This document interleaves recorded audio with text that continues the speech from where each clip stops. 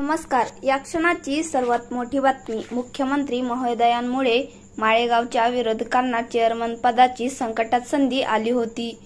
छत्रपतीप्रमाणे माळेगावच्या निवडणुकीत तडजोडीतून मार्ग काढावा असा आग्रह फडणवीस साहेबांचा होता. याशिवाय पृथ्वीराज जाचक आदींनी प्रयत्न केले, परंतु विरोधकांनी ऐकलं नाही. त्यांच्या डोक्यात वेगळीच हवा होती. नेमकी तीच हवा सभासदांनी एका दणक्यात उतरवली. अशा शब्दात उपमुख्यमंत्री अजित पवार यांनी माळेगावच्या निवडणुकीमधील पडद्यामागची गुपित उघडून दाखवली. याच वेळी पवार यांनी होते ते सभासदांच्या भल्यासाठी होते. माळेगाव कारखाना माझ्या चेअरमन पदाच्या काळात राज्यात नव्हे तर देशात प्रथम क्रमांकाने पुढे येईल असेही निर्धार व्यक्त केला.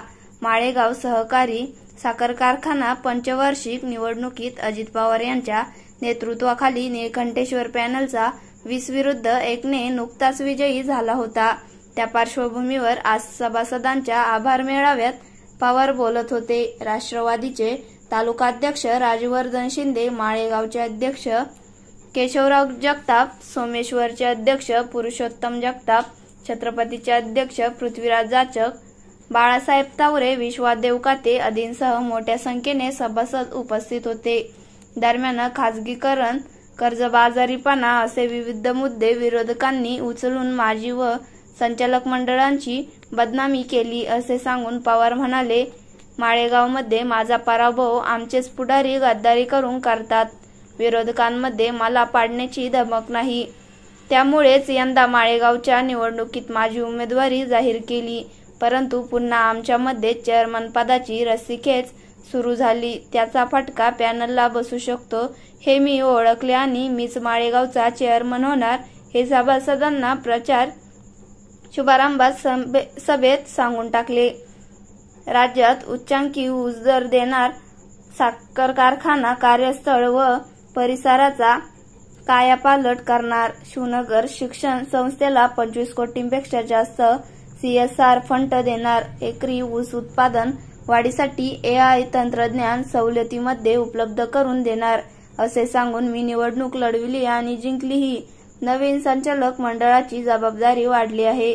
शेतकऱ्यांना दिलेली आश्वासने पूर्ण करणार. माळेगाव कारखाना देशात सहकार प्रथम क्रमांकाने पुढे आणण्याचा प्रयत्न आहे.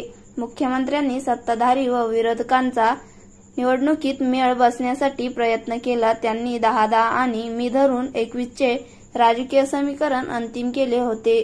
तसेच विरोधकांना पहिले 2.5 वर्षे चेअरमन पदही निश्चित केले होते असे सांगून पवार म्हणाले, लोकसभा विधानसभा महायुती म्हणून एकत्र लढलो, त्यामुळे माळेगावात तडजोडीचा विषय पुढे आला. विरोधकांनी माझे आणि पृथ्वीराज जाचक यांचे सोडा मुख्यमंत्र्यांचेही ऐकले नाही. शेवटी मी ठरविले ही निवडणूक पूर्ण क्षमतेने लढवायची आणि जिंकायची. त्या पद्धतीने तयारीला लागलो.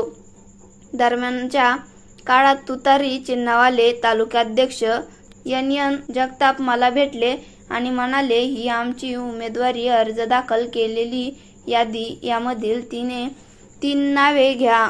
त्यांचा मी आदर केला, परंतु त्यानंतर पुन्हा त्यांनी फोन केला आणि म्हणाले की गणपत देवकाते, राजेंद्र काटे यांनाच घ्यावे. ही अट मला मान्य झाली नाही अशी उहापोह अजित पवार यांनी शरद पवार पक्षाबरोबर झालेल्या बोलणीचा केला. माळेगावचे नवनिर्वाचित संचालक मंडळ गाडी अथवा कोणत्याच सेवा सुविधा लाभ घेणार नाही. 5 जुलै रोजी चेअरमन पदाची निवडणूक होणार. 5 वर्षात 5 व्हाईस चेअरमन निवडणार. ऊसतोडणीत आणि आर्थिक व्यवहारात पारदर्शकता आणणार. AI तंत्रज्ञान शिवारात पोहोचवण्यासाठी शासन स्तरावर शेतकऱ्यांना अनुदान देणार. शिवनगर संस्थेत विश्वस्त अभ्यासू घेणार. साखर कारखान्यांना नियमाचे पालन करावे लागणार.